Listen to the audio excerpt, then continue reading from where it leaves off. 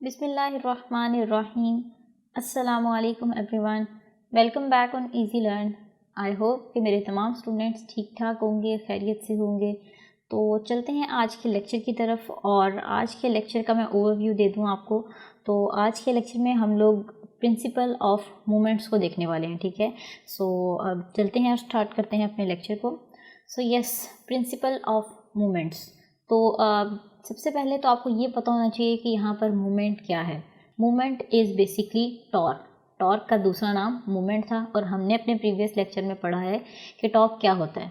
Torque is the turning effect of forces, यानी कि अगर आप किसी बॉडी पर फोर्स लगाएं और वो बॉडी टर्न कर जाए तो that is called torque. Like हमने डिफरेंट एग्जांपल्स डिस्कस की थी। डोर की एग्जांपल हमने डिस्कस की थी कि अगर हम उसके हैंडल पर फोर्स लगाते हैं तो वो टर्न होके या तो ओपन हो जाता है या वो क्लोज हो जाता है। तो इस तरीके से हमने काफ़ी एग्जांपल्स अपने प्रीवियस लेक्चर में डिस्कस की थी टॉर्क से रिलेटेड, और हमने ये भी देखा था कि टॉर्क का ही दूसरा नाम मूवमेंट होता है।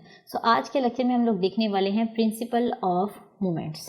तो अच्छा, अगर यहाँ पर मैं आपको पहले बताती हूँ क्लॉकवाइज मूवमेंट। बेसिकली हम यहाँ पर दो टाइप के मूवमेंट्स पढ़ेंगे, एक होगा क्लॉकवाइज मूवमेंट और एक होगा एंटी क्लॉकवाइज मूवमेंट। तो अब देखते हैं क्लॉकवाइज मूवमेंट क्या होता है। तो इसको समझाने के लिए मैं यहाँ पर आपको एक एग्जांपल देती हूँ।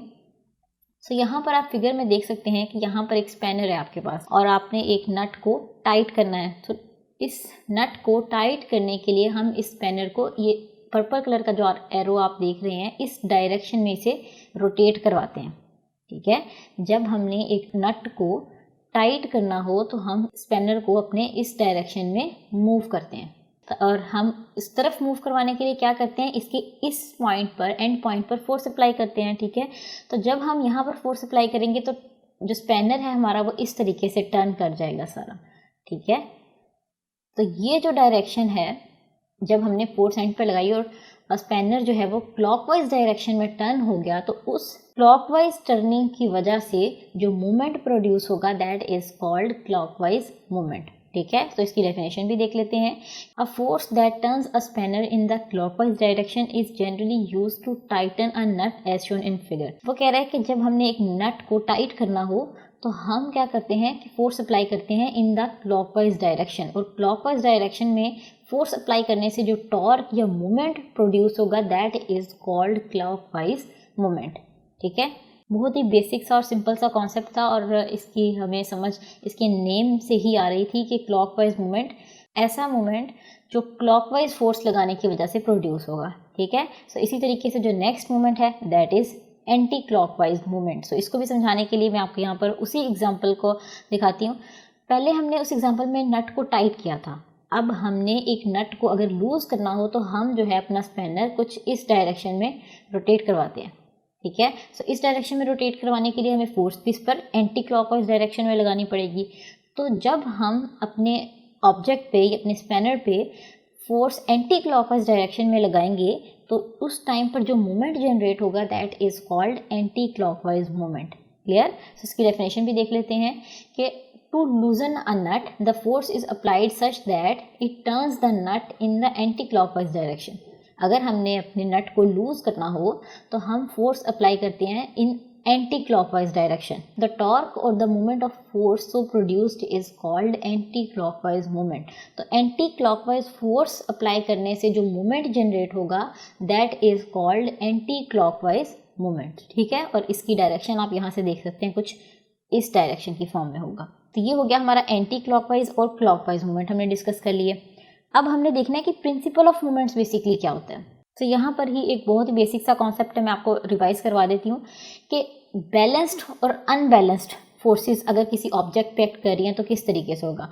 ये आप फर्स्ट पार्ट में फिगर के देख सकते हैं कि अगर हमारे ऑब्जेक्ट पर दोनों साइड्स पर बैलेंस्ड फोर्सेस एक्ट कर रही हैं तो इसका मतलब फोर्स क्या है, बेसिकली यहाँ पर वेट की फॉर्म में, ठीक है। अगर दोनों फोर्सेस बैलेंस्ड हैं यहाँ पर तो आपने देखा यहाँ पर कि दोनों इक्वल हैं, इक्विलिब्रियम में हैं, रेस्ट पोजीशन पर हैं, ठीक है, इक्वल हुए हैं दोनों का वेट। बट अगर अनबैलेंस्ड फोर्सेस होंगी तो एक साइड का वेट बढ़ जाएगा और दूसरी साइड का कम हो जाएगा, तो ये अनबैलेंस्ड को रिप्रेजेंट कर रही है दूसरी फिगर, ठीक है। ये बैलेंस्ड फोर्सेस और ये अनबैलेंस्ड फोर्सेस। तो अब प्रिंसिपल ऑफ मूवमेंट्स को समझने के लिए यहाँ पर हम एक और एग्जांपल लेते हैं। हमारे पास यहाँ पर एक मीटर रॉड था, तो हमने एक एंड पर W1 अटैच कर दिया और एक एंड पर इसके W2 यानी कि सेकंड वेट को अटैच कर दिया। और ये हमारा सेंटर पॉइंट है O, जिस पॉइंट पर हमने फर्स्ट वेट को अटैच किया दैट इज़ A, एंड जिस पॉइंट पर हमने सेकंड वेट को अटैच किया दैट इज़ B। अब आप यहाँ से देख सकते हैं कि W1 जो है वो ग्रेटर है W2 से, ठीक है। सो लेट्स सपोज कि यहाँ पर जो हमारा W1 है उसे हमने लिया यहाँ पर 16 न्यूटन, और जो हमारा W2 है इसे हमने ले लिया है यहाँ पर 10 न्यूटन, ठीक है। तो आप देख भी सकते हैं कि W2 छोटा है और W1 जो है वो बड़ा है। अब हमने क्या करना था, ये देखिए अगर मैं यहाँ पर आपको ड्रॉ करके दिखाऊं तो हमने पहले क्या किया, इन दोनों वेट्स को इक्वली अटैच करना था, ठीक है। तो हमने इस वेट को यहाँ पर अटैच किया।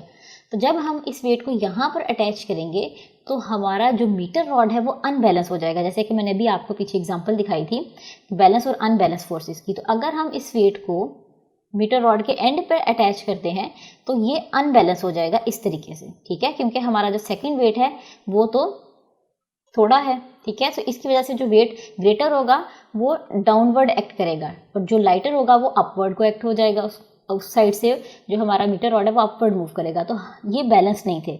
हमने क्या किया कि इसको बैलेंस करने के लिए इस वेट को आगे की तरफ मूव करते गए, ठीक है।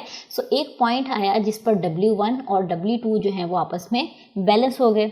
यहाँ पर इसका डिस्टेंस हमने नोट कर लिया। लेट्स से कि यहाँ तक का जो डिस्टेंस था ये हमारे पास आ गया है 0.25 और ये वाला जो डिस्टेंस है हमारे पास है ये 0.4।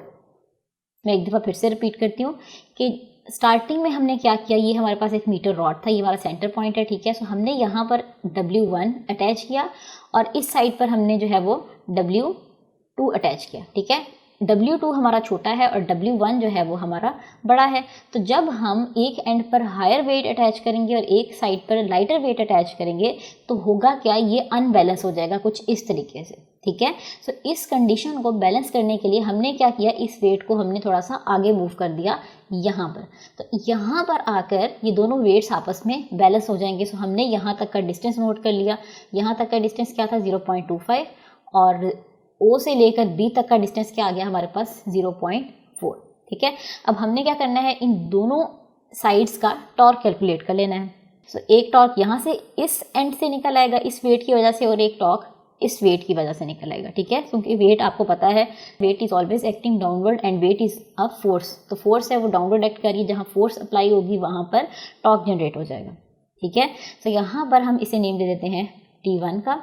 इस पॉइंट पर जो टॉर्क होगा T1 और इस पॉइंट पर जो टॉर्क होगा उसे हमने नेम दे दिया T2 का। सो T1 किसके इक्वल होता है, F क्रॉस L। तो यहाँ पर फोर्स क्या है, जो वेट है इसका 16 और L क्या है, परपेंडिकुलर डिस्टेंस। तो यहाँ पर ये है 0.25। तो यहाँ से हमारे पास T1 क्या आ गया 4 न्यूटन मीटर। इसी तरीके से अब जो है हमने अपना सेकेंड वाला जो टॉर्क है जो कि इस एंड पर जनरेट हो रहा है उसे भी फाइंड आउट कर लेना है। So T2 is equals to F cross L। तो यहाँ पर फोर्स कितनी एक्ट हो रही है, यानी कि वेट हमारा कितना है 10 और यहाँ पर L कितना है ये वाला 0.4। तो यहाँ से हमारे पास T2 की वैल्यू निकल आई that is also 4 newton metre. So अब हमने यहाँ से देखा कि हमारे जो टॉर्क दोनों एंड्स पर जनरेट हो रहे हैं वो इक्वल हैं, ठीक है। तो इसका क्या मतलब हुआ कि जो हमारा टॉर्क इस पॉइंट पर और इस एंड पर जो टॉर्क जनरेट हो रहे हैं वो इक्वल हैं, ठीक है। तो हमें यहाँ से क्या पता चला कि जब बॉडी बैलेंस्ड फॉर्म में होती है तो उस टाइम पर उस पर जितने भी टॉर्क एक्ट कर रहे होते हैं वो इक्वल होते हैं। तो ये था जी हमारा मेन प्रिंसिपल ऑफ मूवमेंट्स। यानी कि एक दफ़ा मैं फिर से रिपीट कर देती हूँ कि जब बॉडी रेस्ट पर होती है, बैलेंस पर होती है, तो उस टाइम उस पर जितने भी क्लॉकवाइज टॉर्क एक्ट कर रहे होते हैं और एंटी क्लॉकवाइज टॉर्क एक्ट कर रहे होते हैं उनका सम जो है वो हमेशा इक्वल होता है। तो बेसिकली इस एग्जाम्पल को सॉल्व करवा कर दिखाने का यही मकसद था कि आपको पता चल सके कि जब बॉडी बैलेंस्ड फॉर्म में होती है तो उस टाइम पर जो टॉर्क हैं वो भी इक्वल होते हैं। सो टॉर्क 1 भी हमारा 4 न्यूटन आया और टॉर्क 2 भी हमारा 4 न्यूटन मीटर आया। ठीक है। सो अब चलते हैं हम अपने नेक्स्ट स्लाइड पर और वहाँ से एग्जांपल देख लेते हैं कि प्रिंसिपल ऑफ मोमेंट्स की। So a body is balanced if the sum of clockwise movements acting on the body is equal to the sum of anticlockwise movements acting on it. और अभी जो हमने पीछे एग्जांपल की उसका भी यही मकसद था, और हमने वहाँ से देखा कि बॉडी जब बैलेंस फॉर्म में होती है तो उस टाइम पर उसके क्लॉकवाइज मूवमेंट्स और एंटी क्लॉकवाइज मूवमेंट्स हमेशा इक्वल होते हैं। तो जब हमारे क्लॉकवाइज और एंटी क्लॉकवाइज मूवमेंट्स इक्वल होंगे तभी हमारी जो बॉडी है वो बैलेंस्ड कंडीशन में होती है। सो this is called the principle of moments. तो यहाँ पर मैं आपको कुछ मज़ीद एग्जांपल्स दिखा देती हूँ अपनी डेली लाइफ में से। जैसे कि यहाँ पर आप देख सकते हैं कि ये दोनों बच्चे हैं, ये सीसॉ की एक एग्जांपल है हमारे पास। अब यहाँ पर ये सीसा जो है वो बैलेंस्ड कंडीशन में है। जब हमारा सीसा बैलेंस्ड कंडीशन में तो इसका क्या मतलब कि क्लॉकवाइज टॉर्क और एंटी क्लॉकवाइज टॉर्क इक्वल है, ठीक है। और जब ये इक्वल हो जाएंगे so this is called the principle of movement. So ये हमारे पास बैलेंस फॉर्म है तो हमारे मूवमेंट्स इस केस में इक्वल हैं। इसी तरीके से इस एग्जांपल में भी आप देख सकते हैं कि हमारे जो मूवमेंट्स हैं दोनों साइड्स के वो इक्वल हैं। जो लार्ज वेट होता है उसे हमें थोड़ा सा फॉरवर्ड मूव करना पड़ता है ताकि उसका डिस्टेंस थोड़ा सा कम हो जाए। तो जब स्मॉल डिस्टेंस होगा और लार्ज वेट होगा तो वो बैलेंस हो जाता है लार्ज डिस्टेंस और स्मॉल वेट, यानी कि वेट कम हो लेकिन डिस्टेंस ज़्यादा होना चाहिए।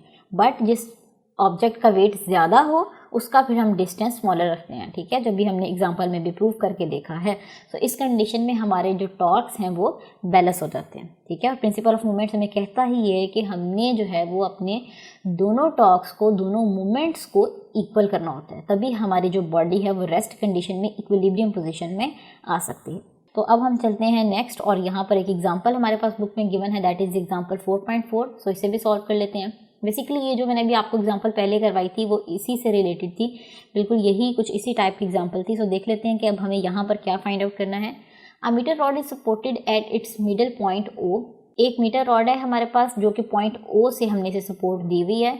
The block of the weight is 10 newton. जो फर्स्ट ब्लॉक है इसका वेट है हमारे पास 10 newton, suspended at point B, ठीक है। जो पॉइंट बी पर एक्ट हो रहा है वेट, उसका हमारे पास कितना है वेट, 10 न्यूटन। तो ये आ गया हमारे पास 10 न्यूटन ये वाला।